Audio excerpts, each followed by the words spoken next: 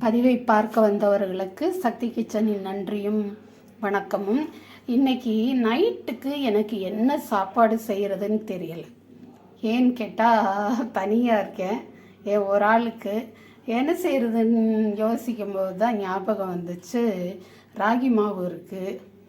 ராகி மாவு யோசிக்கும் போதே ஒரு வாழைப்பழம் இருந்துச்சு, அது ஞாபகம் வந்துச்சு. கொஞ்சம் கருப்பட்டி இருந்துச்சு, அதுவும் ஞாபகம் வந்துச்சு. போதும், நம்ம மைதாவில் பேன்கேக்கு செய்வோம், கோதுமையிலலாம் பேன்கேக்கு செய்வோம் இல்லையா? வேறு ஒன்றும் இல்லை, பேன்கேக்குன்னா தோசைக்கல்லில் சுட்டு எடுக்கிறது, அவ்வளோதான்.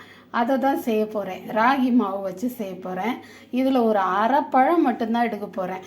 ஒரு அரை பழமும் இந்த கருப்பட்டி சாறை வடிகட்டி அரை பழத்தை மிக்சியில் நறுக்கி போட்டு அதில் கொஞ்சம் மாவும் போட்டு இந்த கருப்பட்டி சாறும் ஊற்றி அரைச்சி எடுத்துக்கிட்டு அப்புறம் மிச்ச மாவை ஊற்றி நல்லா கிளறிக்கிறலாம். நான் இப்போ இந்த வாழைப்பழத்தை நறுக்கிட்டு வந்துடுறேன். ஒரு அரை வாழைப்பழம் மட்டும் நறுக்கி இந்த கிண்ணத்தில் போட்டிருக்கேன். இதை இந்த ஜாரில் போட்டுருவோம்.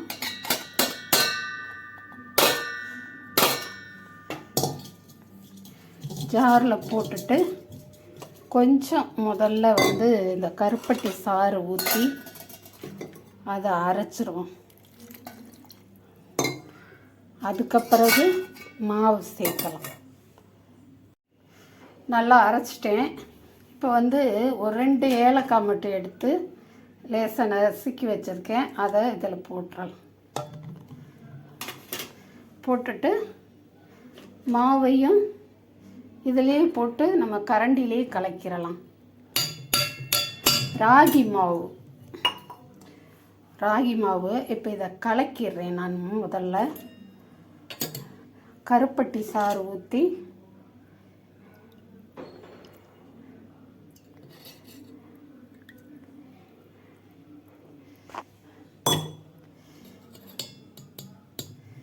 இப்போ இதை கரண்டி வச்சு கலக்கிட்டு காமிக்கிறேன். மாவு ரெடி ஆயிடுச்சு. வாழைப்பழம், ஏலக்காய், கருப்பட்டி, ராகி கலந்த மாவு. அடுப்பில் தோசைக்கல் வச்சு சூடாகிடுச்சு. அவ்வளோதான். இவ்வளோதான் ஊற்றி நல்லா ஸ்டவ்வை குறைச்சி வச்சு கொஞ்சம் பொறுமையாக வேக விட்டு எடுத்தால் நல்லாயிருக்கும். இதை வேகட்டும், திருப்பி போடும்போது பார்க்கலாம். வெற்றிகரமாக பிரட்டி போட்டாச்சு இந்த பேன்கேக்கை. அந்த கோதுமை இதுகளெல்லாம் விட ராகி அடை சுடுறதுக்கோ, நான் பருப்பெல்லாம் போட்டு அரிசியோடு சேர்த்து அடை சுடுவோம் இல்லையா, அது மாதிரி ராகி மாவோடு சேர்த்து பருப்பெல்லாம் போட்டு ஒரு சமீபத்தில் ஒரு வீடியோ போட்டேன். அதுவும் அப்படி தான். நான் எப்படி வருதோன்னு நினச்சேன். சூப்பராக பிரட்டி போடுறதுக்கு அழகாக வந்துச்சு, பிஞ்சு போகாமல் நல்லா இருந்துச்சு. இதுவும் ராகி பேன்கேக்கும் ரொம்ப சூப்பராக வந்திருக்கு. அடுத்தடுத்து சுட்டுட்டு உங்களை பார்க்குறேன்.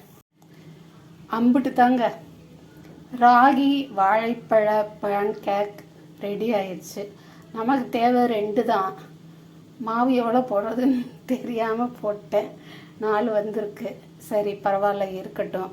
இருந்தால் ஒன்றும் மோசம் இல்லை, பத்திரமா இருந்தால் காலையில் கூட சாப்பிடலாம். இந்த ரெசிபி உங்களுக்கு பிடிச்சிருந்துச்சுனாக்கா சப்போர்ட் பண்ணுங்கள். அடுத்த வீடியோலையும் உங்களை பார்க்க ஆவலாக இருக்கிறதுனால பெல் பட்டன் கிளிக்கி வைங்க. இந்த வீடியோ பார்த்ததுக்கு ரொம்ப நன்றி. பற்றுமா? வணக்கம்.